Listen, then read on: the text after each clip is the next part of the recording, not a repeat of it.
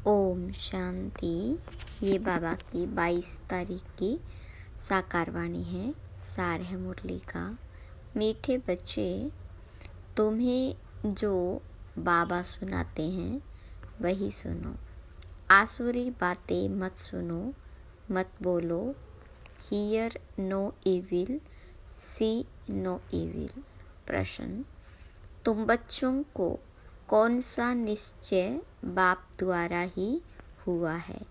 तो बाबा ने कहा, बाबा तुम्हें निश्चय कराते हैं कि मैं तुम्हारा बाप भी हूँ, टीचर भी हूँ, सतगुरु भी हूँ।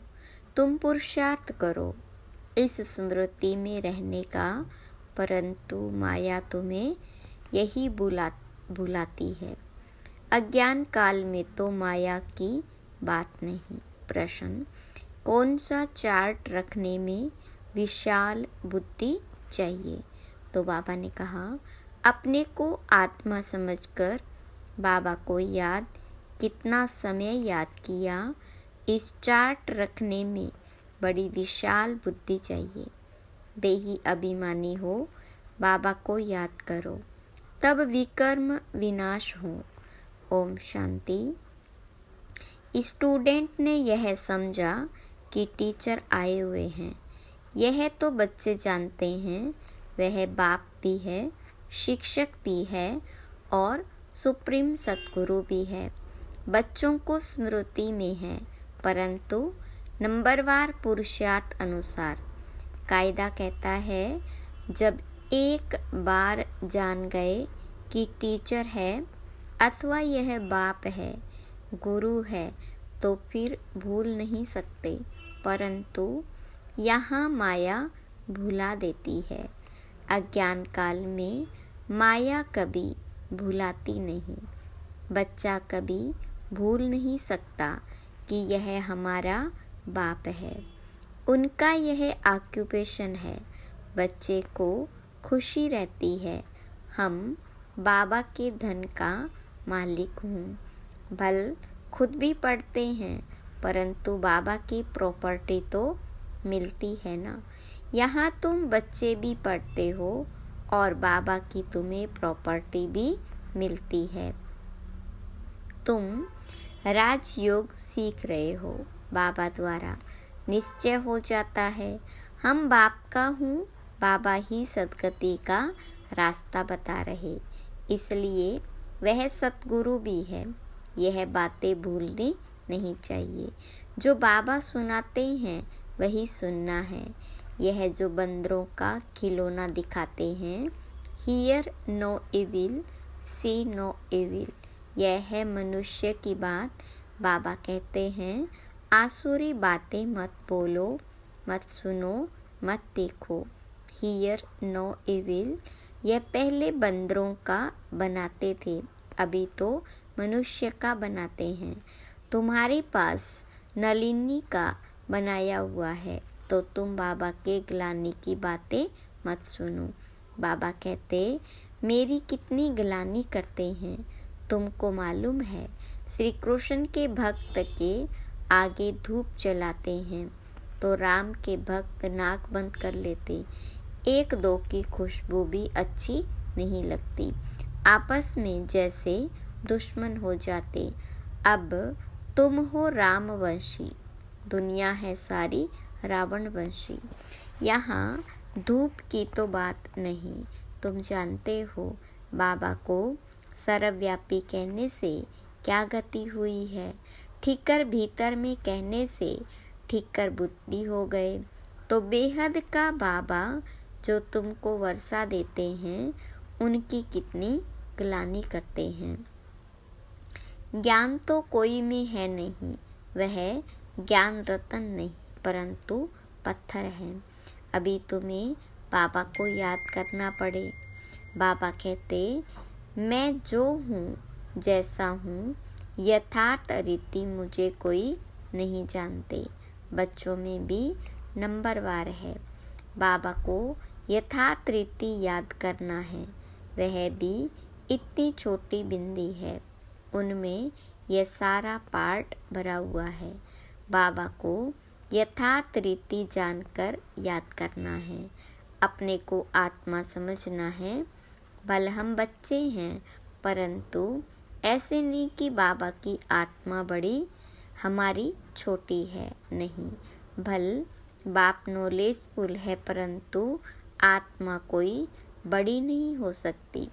तुम्हारी आत्मा में भी नॉलेज रहती है, परंतु नंबरवार। स्कूल में भी नंबरवार पास होते हैं ना। 0 मार्क कोई की नहीं होती, कुछ न कुछ मार्क्स तो ले लेते हैं। बाबा कहते, मैं जो तुमको यह ज्ञान सुनाता हूँ, यह प्राय लोप हो जाता। फिर भी चित्र है, शास्त्र भी बनाए हुए हैं। बाबा तुम आत्माओं को कहते हैं, हियर नो एविल। इस आसुरी दुनिया को क्या देखना है? इस छीछी दुनिया से आंखें बंद कर लेनी है। अब आत्मा को स्मृति आई है, यह है पुरानी दुनिया। इनसे क्या कनेक्शन रखना है? आत्मा को स्मृति आई है कि इस दुनिया को देखते भी नहीं देखना है। अपने शांति धाम और सुख धाम को याद करना है। आत्मा को ज्ञान का तीसरा नेत्र मिला है, तो यह सिमरन करना है। भक्ति मार्ग में भी सवेरे उठकर माला फेरते हैं। सवेरे का मुहूर्त अच्छा समझते हैं। ब्राह्मणों का मुहूर्त है। ब्रह्मा भोजन की भी महिमा है। ब्रह्म भोजन नहीं, ब्रह्मा भोजन। तुमको भी ब्रह्मा कुमारी के बदले ब्रह्म कुमारी कह देते हैं, समझते नहीं हैं। ब्रह्मा के बच्चे तो ब्रह्मा कुमार कुमारियाँ होंगे ना।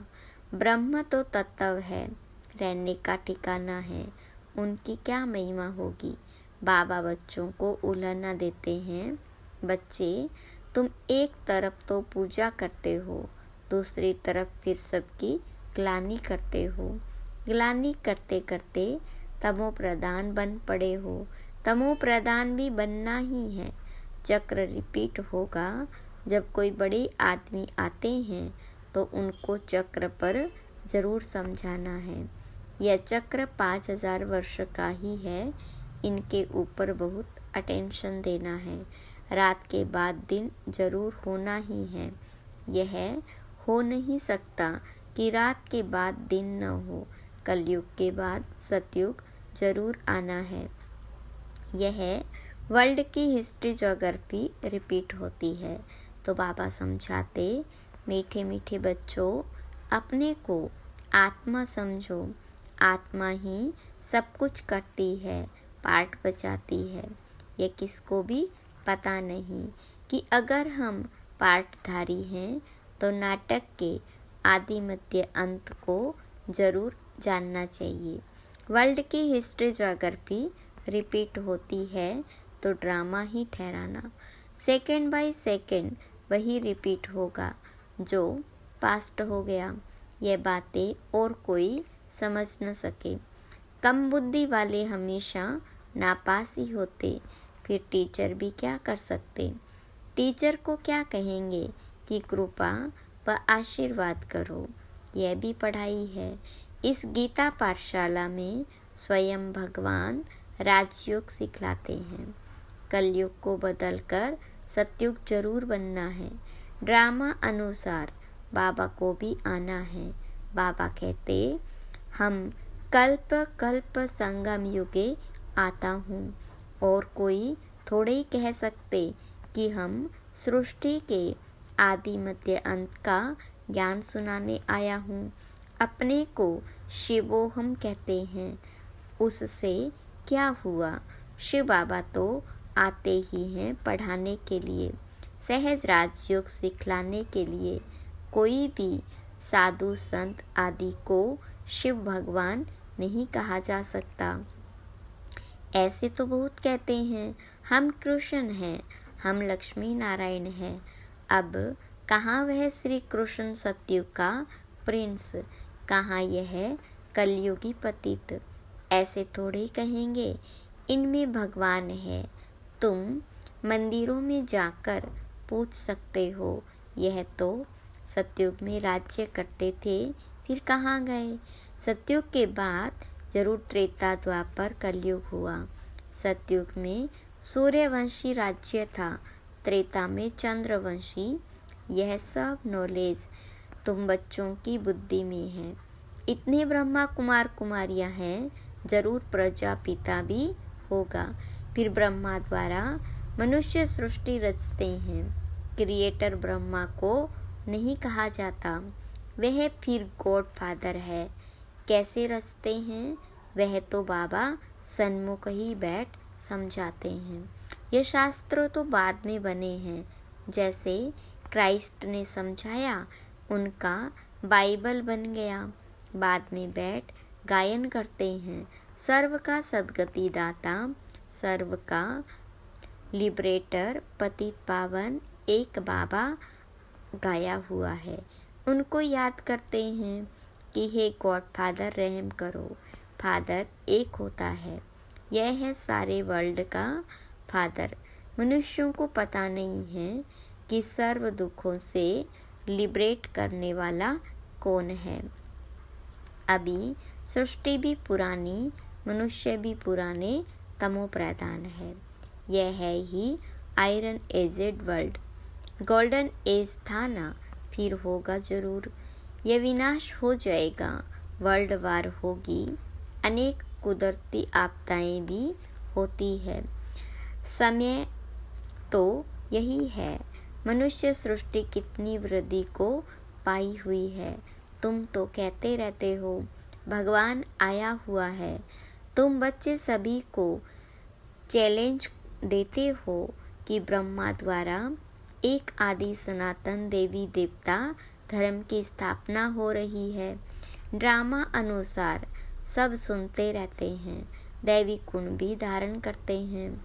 तुम जानते हो हमारे में कोई गुण नहीं था। नंबर 1 अवगुण है काम विकार का, जो कितना हैरान करता है। माया की कुश्ती चलती है, न चाहते भी माया का तूफान गिरा देता है। आयरन एज तो है ना, काला मुंह कर देते, सांवरा मुंह नहीं कहेंगे। श्री कृष्ण के लिए दिखाते सर्प ने डसा तो सांवरा हो गया।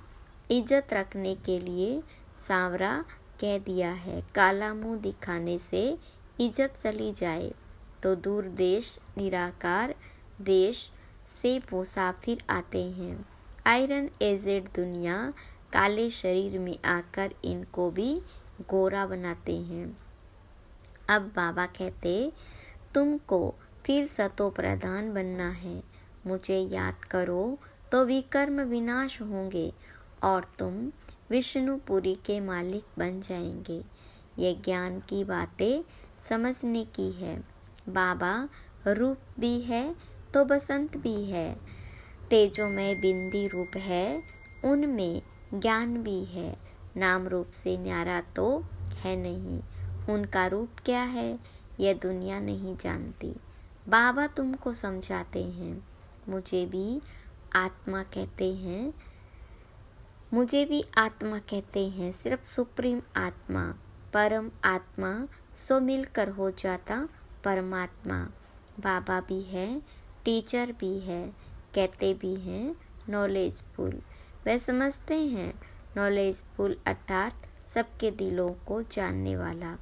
अगर परमात्मा सर्वव्यापी है तो फिर सब नॉलेजफुल हो गए। फिर उस एक को क्यों कहते हैं? मनुष्यों की कितनी तुच्छ बुद्धि है, ज्ञान की बातों को बिल्कुल नहीं समझते। बाबा ज्ञान और भक्ति का कंट्रास्ट बैठ बताते हैं। पहले है ज्ञान दिन, सतयुग त्रेता, फिर है द्वापर कलयुग रात। ज्ञान से सद्गति होती है। यह राजयोग का ज्ञान हठ योगी समझा न सके, न गृहस्थी समझा सकेंगे क्योंकि अपवित्र है। अब राजयोग कौन सिखलावेंगे? जो कहते हैं मामेकम याद करो तो विकर्म विनाश हो। निवृत्ति मार्ग का धर्म ही अलग है। वह प्रवृत्ति मार्ग का ज्ञान कैसे सुनाएंगे। यहाँ सब कहते गॉड फादर इज ट्रुथ, बाबा ही सच सुनाने वाला है। आत्मा को बाबा की स्मृति आई है, इसलिए हम बाबा को याद करते हैं कि आकर सच्ची सच्ची कथा सुनाओ नर से नारायण बनने की। यह तुमको सत्यनारायण की कथा सुनाता हूँ ना। आगे तुम झूठी कथाएं सुनते थे, अभी तुम सच्ची सुनते हो। झूठी कथाएं सुनते सुनते कोई नारायण तो बन नहीं सकता, फिर वह सत्यनारायण की कथा कैसे हो सकती। मनुष्य किसको नर से नारायण बना न सके, बाबा ही आकर स्वर्ग का मालिक बनाते हैं। बाबा आते भी भारत में हैं, परंतु कब आते हैं यह समझते नहीं। शिव शंकर को मिलाकर कहानियाँ बना दी। शिव पुराण भी है। गीता कहते हैं श्री कृष्ण की, फिर तो शिव पुराण बड़ा हो गया। वास्तव में नॉलेज फुल तो गीता में है। भगवानुवाच मन मना भव, यह अक्षर गीता के सिवाय दूसरे कोई शास्त्रों में हो नहीं सकते। गाया भी जाता है सर्वशास्त्रमयी शिरोमणि गीता, श्रेष्ठ मत है ही भगवान की। पहले पहले ये बताना चाहिए कि हम कहते हैं थोड़े वर्ष के अंदर नई श्रेष्ठाचारी दुनिया स्थापन हो जाएगी। अभी है भ्रष्टाचारी दुनिया। श्रेष्ठाचारी दुनिया में कितने थोड़े मनुष्य होंगे, अभी तो कितने ढेर मनुष्य हैं। उसके लिए विनाश सामने खड़ा है। बाबा राजयोग सिखला रहे। वर्षा बाबा से मिलता, मांगते भी बाबा से। कोई को धन जास्ती होगा, बच्चा होगा, कहेंगे भगवान ने दिया, तो भगवान एक हुआ ना, फिर सब में भगवान कैसे हो सकता। अब आत्माओं को बाबा कहते मुझे याद करो। आत्मा कहती है हमको परमात्मा ने ज्ञान दिया है, जो फिर हम भाइयों को देते हैं। अपने को आत्मा समझकर बाबा को कितना समय याद किया। इस चार्ट रखने में बड़ी विशाल बुद्धि चाहिए। देही अभिमानी हो, बाबा को याद करना पड़े, तब विकर्म विनाश हो। नॉलेज तो बड़ी सहज है, बाकी आत्मा समझ बाबा को याद करते अपनी उन्नति करनी है। यह चार्ट कोई बिरले रखते हैं। देही अभिमानी हो, बाबा की याद में रहने से कभी किसको दुख नहीं देंगे। बाबा आते ही हैं सुख देने, तो बच्चों को भी सबको सुख देना है, कभी किसको दुख नहीं देना। बाबा की याद से सब भूत भागेंगे। बड़ी गुप्त मेहनत है। अच्छा, मीठे मीठे सिखिलदे बच्चों प्रति माता पिता बाप दादा का याद प्यार और गुड मॉर्निंग। रूहानी बाप की रूहानी बच्चों को नमस्ते। रूहानी बच्चों की रूहानी बाप दादा को याद प्यार, गुड मॉर्निंग और नमस्ते। धारणा के लिए मुख्य सार। पहली पॉइंट, इस आसुरी छीछी दुनिया से अपनी आंखें बंद कर लेनी है। यह पुरानी दुनिया है, इससे कोई कनेक्शन नहीं रखना है, इसे देखते हुए भी नहीं देखना है। दूसरी पॉइंट, इस बेहद ड्रामा में हम पार्टधारी हैं। यह सेकंड बाय सेकंड रिपीट होता रहता है। जो पास्ट हुआ वह फिर रिपीट होगा। यह स्मृति में रख, हर बात में पास होना है, विशाल बुद्धि बनना है। वरदान, रियलिटी द्वारा रॉयल्टी का प्रत्यक्ष रूप दिखाने वाले साक्षात्कार मूर्त भव। विस्तार, अभी ऐसा समय आएगा जब हर आत्मा प्रत्यक्ष रूप में अपने रियलिटी द्वारा रॉयल्टी का साक्षात्कार कराएगी। प्रत्यक्षता के समय माला के मणके का नंबर और भविष्य राज्य का स्वरूप दोनों ही प्रत्यक्ष होंगे। अभी जो रेस करते करते थोड़ा सा रेस की धूल का पर्दा चमकते हुए हीरों को छिपा देते हैं। अंत में यह पर्दा हट जाएगा, फिर छिपे हुए हीरे अपने प्रत्यक्ष संपन्न स्वरूप में आएंगे। रॉयल फैमिली अभी से अपनी रॉयल्टी दिखाएगी, अर्थात अपने भविष्य पद को स्पष्ट करेगी। इसलिए रियल्टी द्वारा रॉयल्टी का साक्षात्कार कराओ। स्लोगन: किसी भी विधि से व्यर्थ को समाप्त कर समर्थ को इमर्ज करो। अव्यक्त इशारे: एकांत प्रिय बनो, एकता और एकाग्रता को अपनाओ। स्वयं का कल्याण करने के लिए व स्वयं का परिवर्तन करने के लिए विशेष एकांतवासी अंतर्मुखी बनो। नॉलेजफुल हो लेकिन पावरफुल बनो। हर बात के अनुभव में स्वयं को संपन्न बनाओ। किसका बच्चा हूँ, क्या प्राप्ति है, इस पहले पाठ के अनुभवी मूर्त बनो। एकता और एकाग्रता को अपनाओ तो सहज ही माया जीत हो जाएंगे। अच्छा, ओम शांति।